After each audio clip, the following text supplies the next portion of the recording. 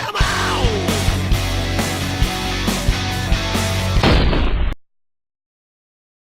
Taylor and Nate, welcome to the Big Rock Show. You guys are already Foo Fighters. What are the bands that, when you were making your way up, did you want to be in? I think I wanted to be in Jane's Addiction. Jane's when Addiction? When I was like 18, yeah. I would have wanted to be the drummer of Jane's Addiction. Now I see all the drama they've been through, and I don't think I'd want to be the drummer of Jane's Addiction. But when I was 18, that's who I wanted to be. That was the shit. With, yeah. Super early on, probably Minor Threat, but they broke up when I was like 14 or something, and then something like Built to Spill, probably. Come on! Or do you feel that you're different than the other bands that are as popular as you?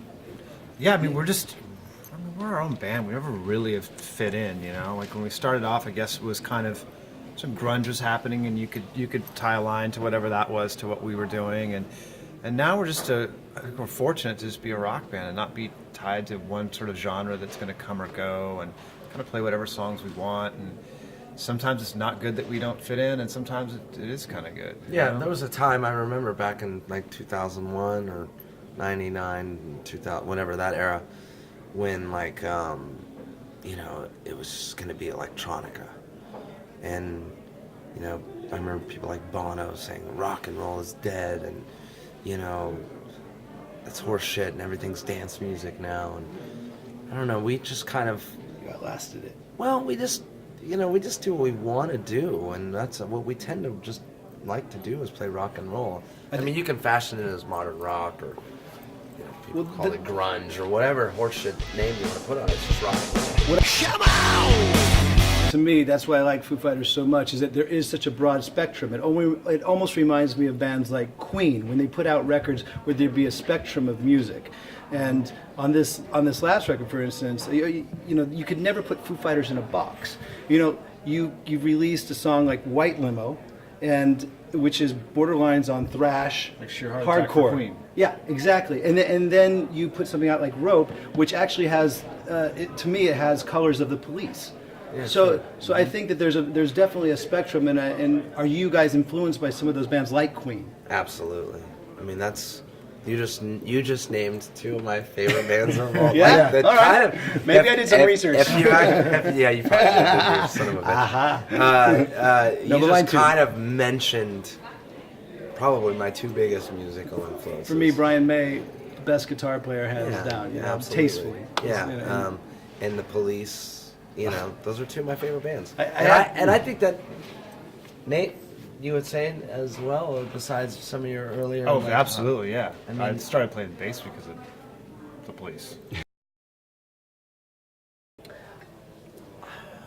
don't know, I think that we just wanted to...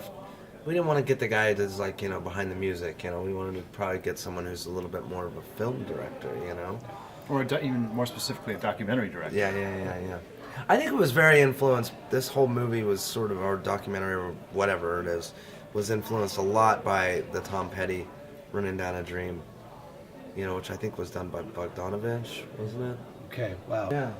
Well, I mean, he was a really mellow, focused guy. I mean, there wasn't a lot of fucking around with James. I mean, he was friendly, but he came to do a job, and you didn't really notice until the end that he didn't care so much about like having good relationships with us or anything. Like, he wanted to make a good movie. At some point in time, I thought it was cool personally to see him like fight for what he wanted in the movie, as opposed to just doing something that was like, you know, just being the person that facilitates the movie that the band wanted to make. Right. And I think that made the movie better. You know, so many bands have this sense of like drama and everything, and I mean, you'll see this movie and you'll say, well, there was more drama than we thought. And there is, because we're just people, you know. But all we've ever tried to do is just be a rock and roll band, you know, and get good at playing live and try and make the best records we can. And there's not really a lot of sort of quote unquote sort of rock star aspirations, at least to my knowledge, you know. Right. And you know, yeah, people, you know, musicians go, oh, that's the band I'd like to be in. Well, you know, it's just keep it simple. Yeah. You know, and all we've ever tried to do is just be a good band. And, you know, Dave writes great songs. And he's a great leader. You know, he's the leader of the band. So I think, you know, yeah, there's not a lot of big drama. You know, we kind of nip that in the head before it gets big. I mean, you know? Come on!